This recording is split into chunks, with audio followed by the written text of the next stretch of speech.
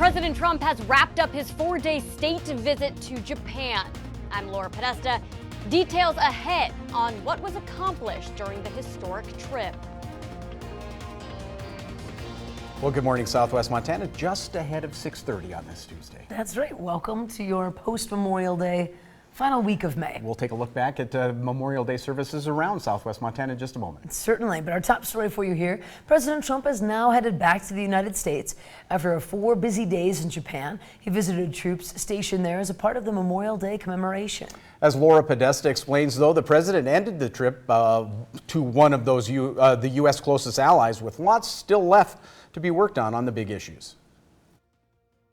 President Trump spent his final hours in Japan visiting troops stationed at a naval base south of Tokyo. I want to start by saying Happy Memorial Day. Happy Memorial Day. The base in Yokosuka is jointly operated by the U.S. and Japan. This is the only port in the world where an American naval fleet and an Allied naval fleet are headquartered side by side. At a stop aboard a Japanese destroyer, Mr. Trump touted the strength of the U.S. alliance with Japan.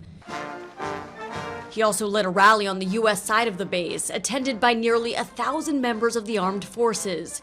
Earlier in the day, though, the president broke with Japanese Prime Minister Shinzo Abe. Abe expressed concern over recent missile tests by North Korea. President Trump seemed less worried. All I know is that there have been no nuclear tests. There have been no ballistic missiles going out. There have been no long-range missiles going out. And I think that someday we'll have a deal. While the trip to Japan produced no breakthroughs on trade or national security, it did allow the president to spend several hours huddling with leaders of a crucial U.S. ally. Prime Minister Abe said he will work to broker peaceful dialogue between the U.S. and Iran as tensions escalate. Laura Podesta, CBS News. Now, President Trump is on his way back. He's scheduled to return to the White House later this afternoon. So it's kind of one of those weeks that we're looking forward to the temperatures climbing and climbing, but this morning's not too terribly bad. It's not bad. It's just damp, and that makes it feel a little cooler than it actually is when you're stepping outside. I don't know that it's still raining, but it has been off and on through the morning. I'm trying to decide whether I need to go get my raincoat or not. Temperatures this morning into the 40s. I'm going to go grab my raincoat. Your kids probably should too. Temperatures holding into the 50s and 60s for the afternoon. Our rain showers mainly focused in the morning. The afternoon, we should see at least some clearing. We'll talk more about what you can expect over the next few days in just a few minutes. Thank you for that, Matt. Coming up on 6:32 here on your Tuesday morning, from the celebrations and the parades to the quiet prayers and vigils, Memorial Day is all about remembering those who have paid the ultimate sacrifice for our country. MTN's Cody Boyer was at Bozeman's Memorial Day ceremony at Sunset Hills yesterday and shows us how the soldiers there remembered. And the home of the honor, the remembrance of our veterans who've served and the sacrifices that they've made, it says a lot about who we are. Aim! Fire! A flag in the sky, soon joined by squadrons of airmen, flew over Sunset Hills Cemetery, filled with those paying their respects below. Brothers, sisters, sons and daughters. Gallatin County Sheriff's Chaplain Randy Jones was among them. Those men and women that gave their lives for our country. Each ring of the bell stood for soldiers who lost their lives in battle, no matter which war, bringing back memories and stories from veterans like Rick Gale, who served in Vietnam. I was having a conversation with a volunteer who told me about 2 Marines showing up on the same day, looking for each other on the wall. They found each other.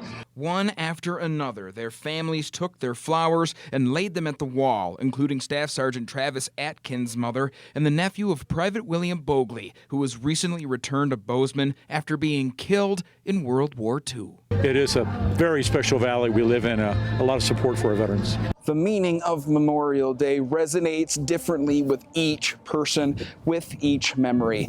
That is the same here. Oh, beautiful for heroes, proved in liberating strife, who more than self their country loved, and mercy more than life. America.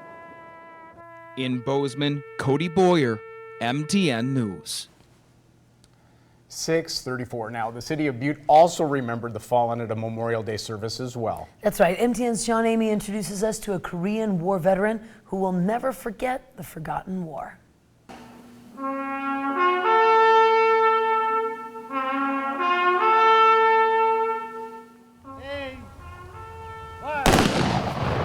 Veterans and community members gathered at the Butte Civic Center on Memorial Day in solemn remembrance of veterans who died while serving their country.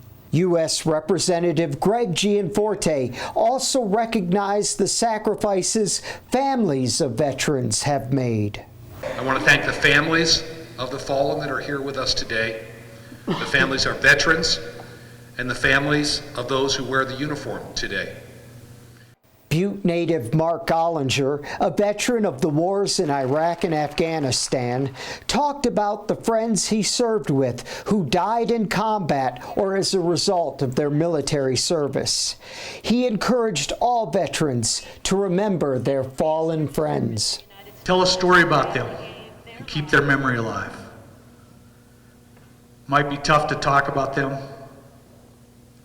but the truth is all of us want to be remembered for how we lived and not how we died. Marine veteran of the Korean War, Dick Skates, remembers those who fought alongside him at the Battle of Chosin Reservoir in the winter of 1950. The first 24 hours we had 935 wounded Marines on the ground, and it was 30, 40 below zero weather. So we not only had to fight the Chinese, we had to fight the weather too. For men like Dick Skates who experience combat, Memorial Day is a time to remember his fallen comrades. But he says it's also a time for humanity to remember the awful price of war.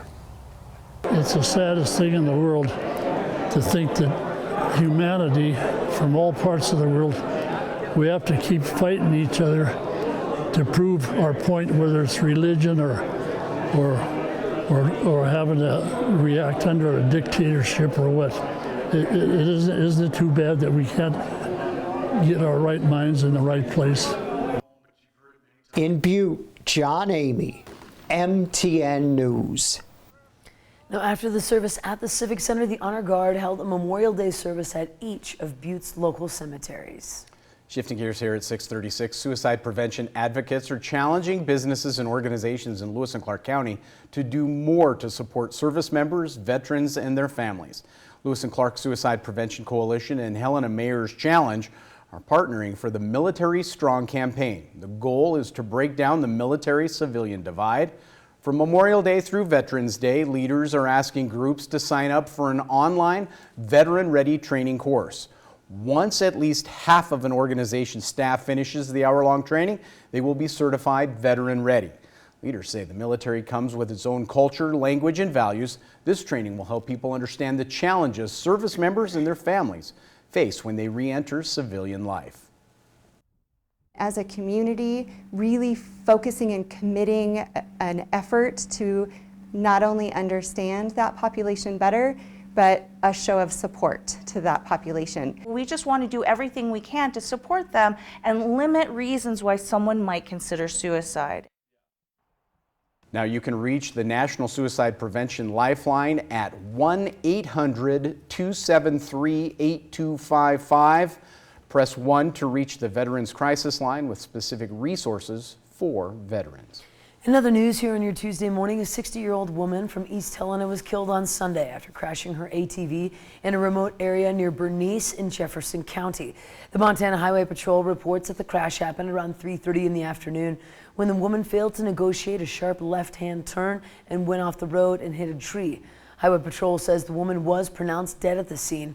The road was reported wet and muddy at that time. The identity of that woman has not been yet released. And the Montana Supreme Court says it will likely decide today on the critical and final fifth member of the panel that draws new legislative districts for the state of Montana.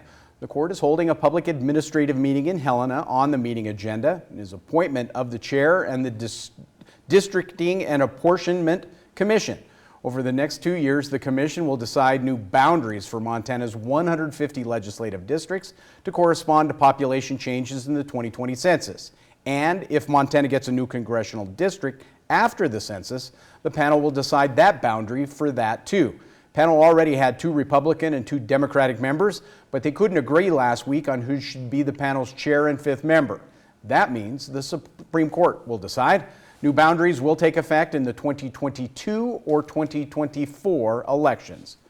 Also, Montana Governor Steve Bullock returns to Iowa today for another week on the presidential campaign trail. Bullock will be making his second trip to the Hawkeye State since he launched his bid for the Democratic nomination.